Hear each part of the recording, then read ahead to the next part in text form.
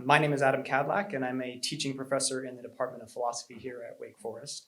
I have had the distinct pleasure of having Liat Klopouh in 3 of my classes in her time here at Wake. And I remember thinking in the first class I ever had her in Contemporary Moral Problems in Wake Downtown that this was a student who should definitely take more philosophy. And I am happy at this point to be supervising her very excellent honors thesis in philosophy on research ethics in the wake of medical atrocities like Nazi experimentation and the Tuskegee syphilis study. Liat is from Baltimore, Maryland, and is majoring in philosophy with a minor in economics. She currently plans to take a gap year after graduation to work as a paralegal, probably take a big deep breath, and then attend law school. The title of her presentation today is Commencing Character.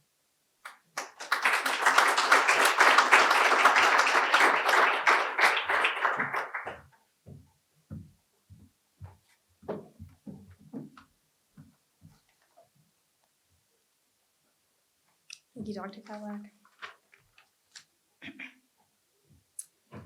The problem with good advice is that it often comes too late. That's why in hindsight, I realize what a blessing it was to have been put into my first gauge with a selection of commencement speeches, to think critically about who they are and what it means to live a life of virtue. As a freshman, reading remarks traditionally given to seniors in graduating classes, here was an opportunity to get good advice right on time, to possess the moral of the story before it even begins. Beyond just humorous anecdotes and moving quotes, commencement addresses offer us perspective cultivated over years of experience, applicable not only to the scattered, still probably naive graduating student, but also, as it turns out, to the scattered, naive college freshman as well. Like most first years, I stepped onto Wake's campus in August of 2018, ready to live out the quintessential college experience. Here I was at my dream school, prepared to build friendships that last a lifetime and take advantage of my independence miles away from home. I was ready to explore every class, join every campus club, find my niche community here, create ridiculous stories to tell one day, be a part of every tradition, and above all, make Wake a home away from home.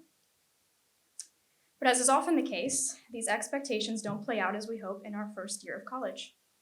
Friendships came and went, organizations rejected me, the pressure to succeed, to jump through the next hurdle on the resume, and race to figure out what I wanted to do with my life often overwhelmed my capacity to enjoy classes in the present. A fear of closing off options for myself or straying from the status quo made me reluctant to step out of my comfort zone. That newfound independence I sought gradually seemed overrated. Loneliness often kicked in, not to mention the mold in my freshman dorm room only seemed to make everything worse. So my first year of college was not perfect, and frankly, I could not be more thankful that it wasn't. Because as each expectation went unmet, I was forced to ask myself what's really important in a college experience. And the more this question daunted me, the more solace I found in my first year seminar, where in address after address, speakers seemed to value their college years for more than the capacity to fulfill those standard experiences. Indeed, very few of them found it significant enough to mention the major that helped them land their first job, the club they led, or the city they studied abroad in. Instead, they felt more compelled to talk about the messier parts of college, their setbacks and their failures. Those were the moments I soon realized which taught them lessons that would transcend the boundaries of college. So what is really important in a college experience? What is college for? I asked myself the question again as COVID cases surged during the spring of my sophomore year and conversations of life and death permeated the discourse. I wondered whether I was really experiencing college when its essential elements, the campus, the classrooms, the people, were all confined to a computer screen, no longer present as we knew them. The words prestige, internships, graduate school, scholarship, football games, Greek life, all of which once meant something important, something so consequential, floated around me rather worthlessly. We, university students, belong to a world of people who had suddenly lost their way, left to wonder how to value experiences when they are no longer so stringently defined for us. And yet, as we all soon came to realize, these are the times when universities are most needed. When the world is at a collective loss, liberal arts education steps up as a guide. It offers to prepare students not only for lives of thought and work, but also for lives of civic engagement, to ensure that students have the skills and capacity to look, think, and act beyond self-interest, to be mindful of the greater good. In one of the most brilliant commencement speeches ever written, David Foster Wallace said to the Kenyon class of 2005, 20 years after my own graduation, I've come gradually to understand that the liberal arts cliche about teaching you how to think is actually shorthand for a much deeper, more serious idea. Learning how to think really means being conscious and aware enough to choose what you pay attention to and to choose how you construct meaning from experience. Wallace here is endorsing the idea that a higher education doesn't just throw knowledge at students, but rather teaches them how to compose their thoughts and construct meaning from knowledge selectively.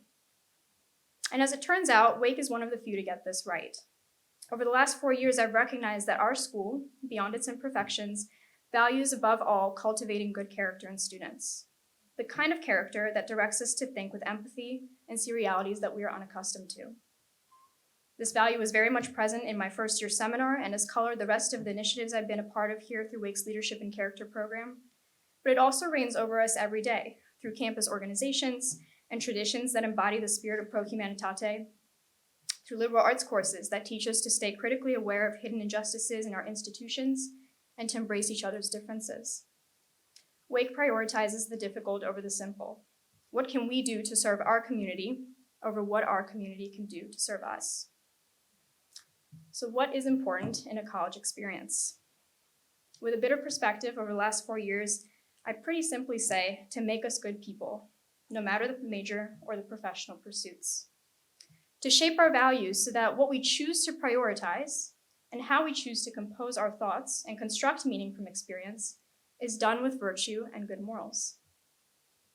College is more than just a sequence of the right moves. It's more than a traditional roadmap you follow to earn prestige. College is more than a seamless experience. Let it be messy, let it be hard, and let it be imperfect. It'll give you a chance to understand what to prioritize and what to leave behind. It'll give you a chance to be an upstanding, cognizant human being, and it'll give you an opportunity to learn lessons that will transcend university boundaries and serve you for years to come. This is just the place to do it. Thank you.